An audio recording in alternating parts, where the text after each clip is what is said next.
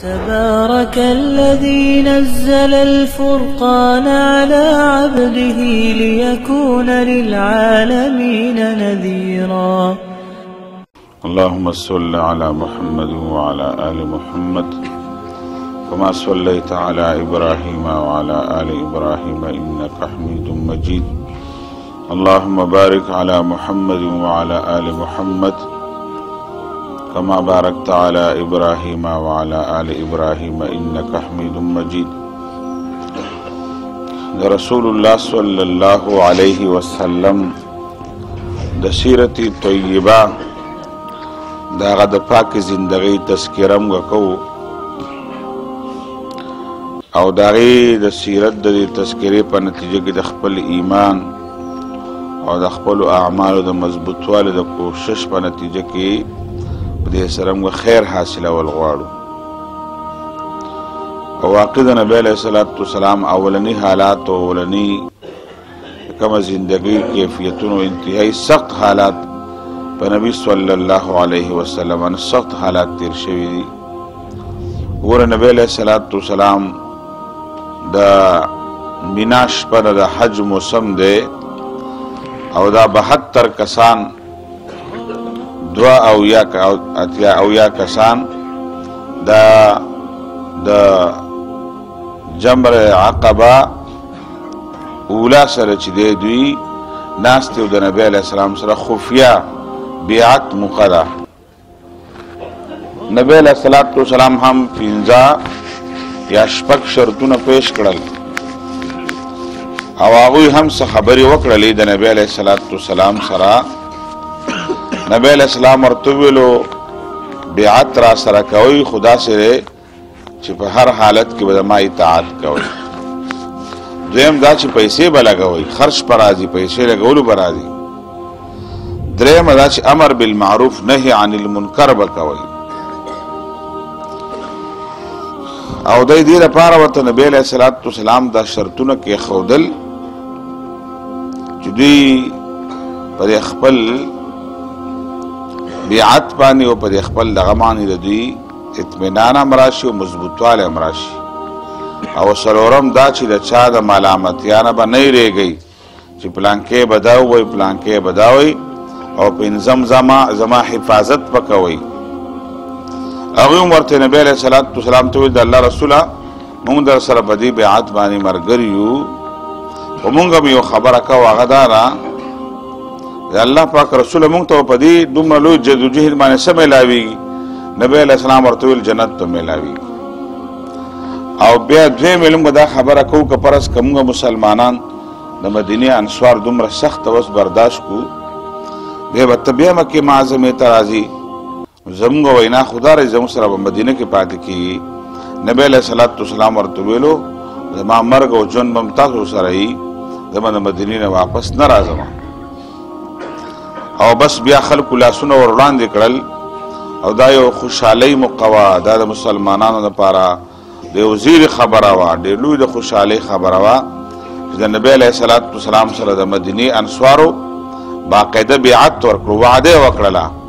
د الله رسوله مونږ به ستا حفاظت به کوو، امر بالمعروف نهی عن المنکر به کوو، چا نه به نه یېرېږو، مالونه به خرج کوو. او نبی علیہ السلام سره بیعت وکړلو او د دې شپې دا بیعت چې کله ختمېدلو نو شیطان دا منظر وکتلو او شیطان ویل چې د ما شیطان توب خدای ناکامه کیدونکی دی. او د مدینې خلکو نبی علیہ السلام ته لاس ورکړلو، بیعت شروع دی او بیعت تقریبا ختمېدونکی و. شیطان نور اسم نشو کولی، اسم ونه کړی شو. دومره وکړله چې د مینا په دې میدان کې دی او غر په یو څوکه باندې ودرېدلو او چغه یې کړله ویې د مکې خلکو ویل ډېر خطرناک خبر عمل ته راغله او ډېر خطرناک کار کېږي. د مدینې خلکو د نبی علیہ السلام سره او د مدینې انصارو د نبی علیہ السلام سره بیعت وکړلو. ټول خلک خبر نو، شیطان بس دا چغه د یو غر په څوکه باندې د مینا په میدان کې وهل شروع کړو، چغې کړلې ویل چې د نبی صلی محمد سره ویل بیعت شروع دی. د مدینه خلق ورته لاس ورکړلو مسلمانانو چې کم انصارو هغه دا چغې اورېدلې نبی علیه السلام ته فرمایل شیطان دی ویل دې طرف ته توجه مه کوئ شیطان ډېر لوی چغې به په مینا په میدان کې ویله په ځان یې راکېښودل ځکه چې دا خو دومره لوی تعداد سره بیعت وشو نبی علیه السلام شرطونه منودلی شلو او دا خو دې نبي ته فنا میلاویږي او دا مسلمانان مضبوطیږي او دا به تر قیامته پورې ما لپاره دردي سرد وي مسلمانان اسلام او دین او دا خو بس خوريږي بس چغې کړې په مینا کې مسلمانان په دې خبره پریشان کړل هغوی او د الله پاک رسول تسلي ورته ورکړله او ځینې خلک راپاڅېدل دا چغې واورېدلې او خلک ویل چې چېرته کېږي دا خو ټول خلک ودلې او شپه ده په دې وخت کې څوک څه کوي ځینې خلکو دا چغې واورېدلې مکې خلکو دا چغې اورېدلې وې بهرحال بیعت وشولو د نبي علیه السلام سره د الله پاک رسول هغو سره هسې یوه خبره ونه کړله دغه که د هغوی مطالبه دا وه زموږ سره به وس ځې نبی علیه السلام ورته ویل تاسو روس نه ځمه لکه د هجرت حکم نو نبی علیه السلام ته او د مکې خلک چې دی بیا خپل تیارۍ به هغوی کولې د نبی علیه السلام خلاف هسې په دې خبره باندې شکمن شولو او تجسس یې کولو نو څه طریقې سره ورته اطلاع میلاو شوه چې دا کار د مدینې خلکو کړی دی چې بیګا کومه چغه شیطان والی وه که نه هغو ته خو پته نه چې شیطان دی خو اواز شی و د مکې خلک چې دی دا شکمن شوي وو د دې نبي صلی الله علیه وسلم سره څوک په مینا کې میلاو شوي دی او څه کار شوی دی پټ غوندې هغوی ته پته نشته دی تجسس یې کولو سیډیانې خوشې کړل په خلکو پسې نو د مدینې په خلکو باندې شک رال مینا ته او د مدینې د خلکو ځان له خیمه او ځان له ځای او په دې بیعت کې چې د مکې د مدینې غټ خلک نو شامل مشران سپین دروبي دا ټول نوجوانانو به د مکې معظمې وفد راغی او د مدینې خلکو ته په حج کې په مینا کې ویل چې ګورئ تاسو خو زموږ سره جنګ دپاره راغلی که تاسو حج له راغلی تاسو محمد صلی الله وسلم سره بیعت وکړلو او تاسو یې مدینې ته غواړئ ایمان هم پرې راوړی دی دا خلک رالل د هغوی مشرانو سره خبرې کولې هغې ورته خبر هم نه واقع هغو نه خبره چې کم کار شی و که نه هغې نه خو د هغوی سپین دروبي نه خبر هغوی موږ خبرې نه د سر نه چې چا بیعت کړی و هغوی ناستو هغوی دا ټول منظر وکتلو خو د هغوی نه خو تپوس نه وشوی تاسو کړي دي که نه دي کړي مشران ورته ویل دغه زموږ کشران دي دغه موږ یو موږ خو هېڅ هم نه دي کړي تاسو باندې تاسو داسې شک شوی دی موږ هغه نه پېژنو نه مو سره تعلق شته نه مو سره بیعت کړی خپل کار کوئ د مکې خلکو اطمینان راغی چې واقعي د مدینې خلکو دا کار نه دی کړی چې چا کړی دی تجسس و دالاش بهرحال یوه بله ذریعه ورته بیا پته ولګېدله چې نه واقعي د مدینې خلک دي نبی علیه السلام خو بیا د مدینې خلک خو بیا نه چې کوم خلک مسلمانان شوي هغه بیا نه میلاوېله د الله رسول سره نه په خپل منځ کې تذکره کوله داسې خبره پټه وه بهرحال قافله بیا روانه شوله د مدینې خلک روان شو او د مکې خلکو ته چې کله پته ولګېده چې دا د یثرب خلک دي نو یو څو اسونو والا پسې ولېږل شهسواران یې پسې ولېږل یو څو کسان ویل چې د مدینې خلک د الله نه شي خو د الله قدرت ته ګوره چې د مدینې خلک د دوی د قبضې نه تقریبا وتي دوی هغوی نه شو راایسارولی یو څو کسانو د مدینې چې هغه مسلمانان شوي وو د هغوی قافلې څه په طریقه ورسېدل او هغوی ته یې مخه ونیوله د هغوی نه 2 کسان ګرفتار کړل سعد ابن عباده رضی الله عنه دا یې ونیولو او یو بل صحابي دی مسلمان شوی هغه هم ونیولو بل خو دې ځان خلاص کړلو او سعد ابن عباده ونیولو راویستلو مکې معظمې ته او په دې اوښ پسې تړلی و او ډېر خطرناک وهل ول د مکې خلکو ورکول او دا ویل دا سعد ابن عباده په خپل وای ویل چې ما وکتل یو تک سور سپین سړی را روان دی داسې دنګ لوړ دی او داسې ښکلی چهره ده ویل ما هغه ته ولیدې ظالمانو نه مې خلاص که ګوره دا ظالمان مې وهي ویل هغه راباندې په دې مخ له پړق راکړو هغه راباندې په خپله را کېښودل ویل ما ویل چې ته خو په دوی کې د ټول نه زیات رزیل خو پکې ته یې ابو جهلو ویل ما ویل د ټولو نه غټ رزیل هم پکې ته ما ستا دې باډۍ ته دې ګوره او دې شکل ته دې ګوره او دې بدن ته دې ګوره او تا ستا دا حرکت ویل زه خو خلکو وهلمه او سزاګانې راکولې راته ویل ما ته به یو کس ویلو چې په مکه کې څوک ته نه پېژنې ما ورته ویل چې پېژنم که نه ویل څوک ما جبیر بن مطعم دی او پلانکی دی ویل د هغوی نوم واله که نه د هغوی په پناه کې ځان ورکومه د خلکو له سزاګانو نه بچ شي ویل چې کله ما دا نومونه غسل شروع شو هغه به څوک لاړل دواړو پسې چې هلکې یو کس دی خلک د مکې خلکو را ایسار کړی د مدینې د خلک یې وهي او ستاسو نوم علي نو خلک به دې خبرو ته خوشحالېدل د مکې زما نوم سړی دی زه خو مشر یم غټ سړی یم او پناه به وله ورکړم به دغو دې دواړه رامنډې کړې راورسېدل او هلکه ما دوی له ما په پناه کې دي د عربو دا یو خبره وه چې کوم سړي ته یې پناه ورکړله ویل زما په پناه کې بیا هغه ته چا څه نه شو ویلی بس سعد ابن عباده چې دی بیا را وهلو نه خلاص ډېر خطرناک وهلې هغه له په هغې مکه معظمه کې ورکړل په دې بنیاد باندې ویل دا د نبي صلی الله علیه وسلم ملګری شوی دی ایمان یې راوړی دی بیعت شوی دی او د مدینې نور ټول خلک مدینې ته بیا ورسېدل مشرانو ته هلته وروسته پته ولګېدله زموږ مشران زموږ کشرانو د نبي صلی الله علیه وسلم سره بیعت شوی دی باقاعده دعوت یې ورکړی دی باقاعده معاهده شوې ده خو د مکې خلکو ته خو دا ټول شیدونه په لاس باندې رانلل سعد ابن عباده چې کله هغه خلکو په پناه کې راغی خلکو وهل پرېښودل بیا جبیر بن مطعم ورته بیا وویلو ویل په طریقه باندې بیا ویستلو د مکې معظمې نه ویل زه مدینې ته وګوره هسې که موږ اندازه وکړو که نه نو څومره بد حالت و هغه وخت کې د مسلمانانو څومره خطرناکه مقابله وه څومره سخت حالات و دا د نبي صلی الله علیه وسلم د نبوت تقریبا 14 کال دی د نبوت 14 کال دی او نبی صلی الله علیه وسلم مکه معظمه کې وو او د الله پاک رسول خوشحاله په دې خبره باندې چې د مدینې خلکو تقریبا اسلام قبول کړلو د الله د حکم په انتظار و چې هجرت وکړي نبی علیه السلام او د الله په حکم په انتظار مسلمانان هم مسلمانان به هم هجرت کوي ځکه دا د اسلام او د دین مسله ده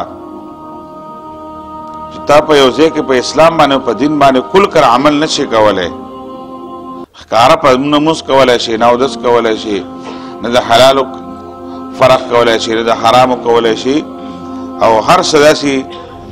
ګناهونو طرف ته ماحول دی او هلته ته د دین طرف د ایمان خطر دی هلته او په دین عمل نه کېږي هلته اسلام ویلي تاسو مسلمانان دا ځای پرېږدوئ ځئ هجرت وکړئ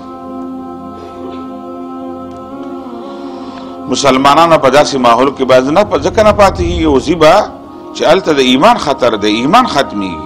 غټ دولت خو ایمان دی د دولت ته حفاظت ته پر هلته هجرت نه و نبی علیه السلام نه خو کور پاتې شولو وګورئ ابو جهل د خپل کور او د خپل جایداد د حفاظت لپاره دومره ظلمونه کول نن د ابو جهل د کور په ځای باندې غټې لویې غټې ټټۍ جوړې دي باترومونه جوړ دي او د نبي صلی الله علیه وسلم کور چې دی هغه نن مکتبه ده کتابونه پکې پراته دي لایبرري دی د نبی علیه الصلاة والسلام د کور اسې خلک ورځي موږ د نبی علیه الصلاة والسلام کور ځای پیدایش نشو ویلی د پیدایش ځای دا و که نه و دا نه وایو دومره وایو دا د نبی علیه الصلاة والسلام ابایي کور هم دا و هغې کې اوس لایبرري جوړه ده کتابخانه ده پکې ګوره د نبی علیه الصلاة والسلام د کور د حفاظت لپاره هجرت نه وکړي چې کور بچ کوم ځمکه بچ کوم نه ایمان د بچ کولو لپاره د دین د بچ کولو لپاره به مسلمان ټول جایداد هر څه دې پاتې شول د دې وجې نه زموږ کم خلک اوس یورپ ممالکو ته ځي د نوکرو دپاره او هلته سبقونو ویلو دپاره یورپ غټ غټ یونیورسټۍ دي او هلته د هغې یورپ ممالکو مخلوط نظام تعلیم زموږ د هم دی خو هغه بل شان دی اوس ځکه چې کپړې هلته تقریبا ختمېدونکي دي زناور دي د زناور هم کپړې نه د هغوی هم تقریبا ختمې شولې کپړې نو کوم خلک داسې ملکونو ته ځي چې هلته نوکري کوي یا تعلیم حاصلوي یا بل څه روزګار کوي مزدورۍ له ځي او هلته د هغه ایمان ته خطر دی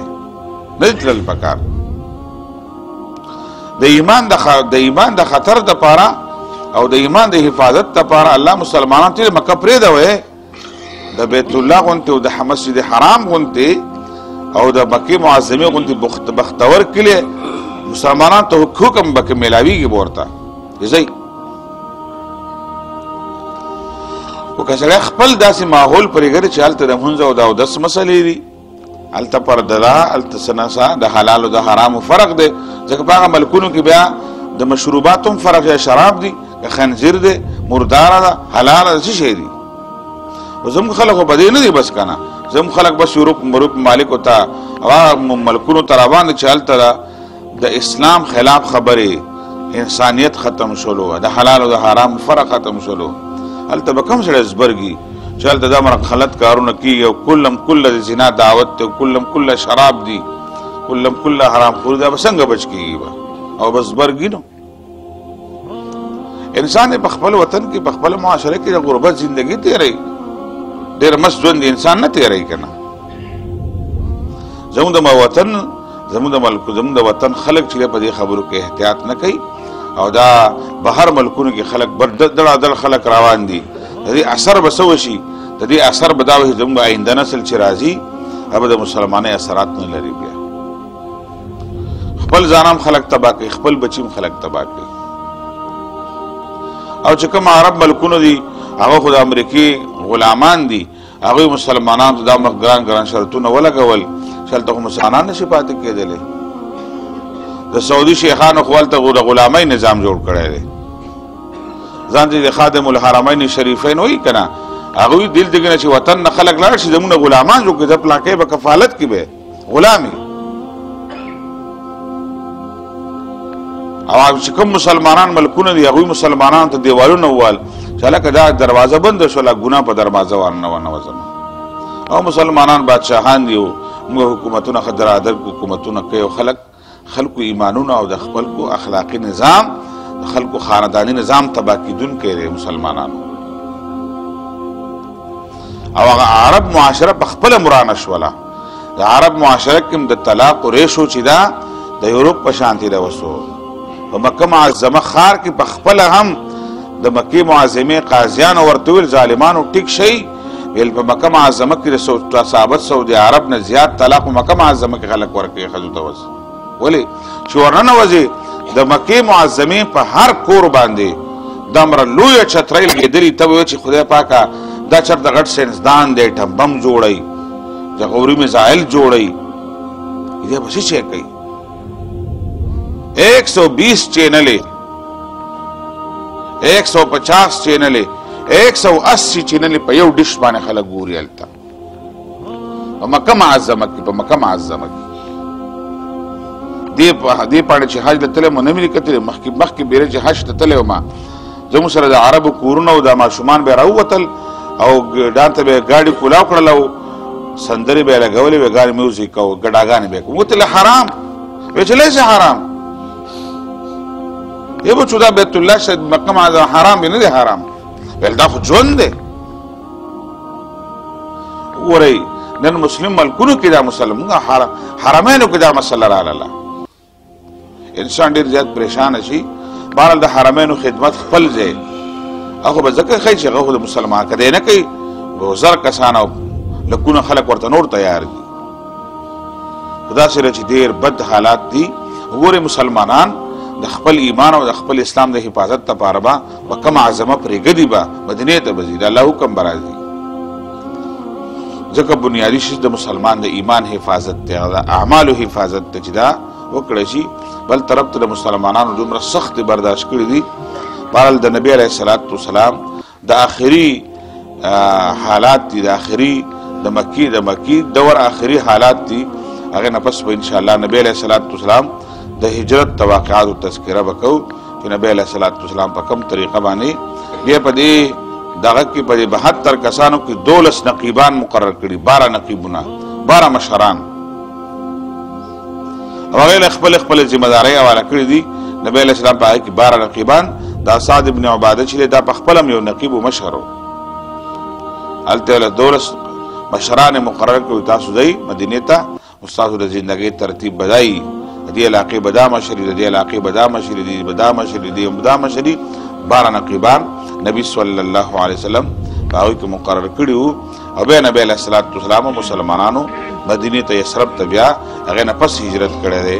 الله پاک د مولا په دین باندې په اسلام باندې د عمل کولو توفیق راکړي اقول قولي هذا استغفر الله لي ولكم ولسائر المسلمین بیمارانو دپاره دعا وکړئ چې الله تعالی څومره بیماران دي یا الله ټولو بیمارانو له صحت کامله عاجله ورکړي د ټولو مسلمانانو تکلیفونه او پریشانیګانې ختم کړي یا الله د خپل قهر او غضب نه بچ کړي خپل رحمتونه را باندې نازل کړي زموږ د ټولو مسلمانانو حاجتونه ضرورتونه یا الله پاک د خپل غیبي خزانو نه پوره کړي وصلی الله نور على مر الزمان تألقا وأضاء للدنيا طريقا مشرقا وهدى من الرحمن يهدينا به للصالحات وللمكارم والتقى نور على مر الزمان تألقا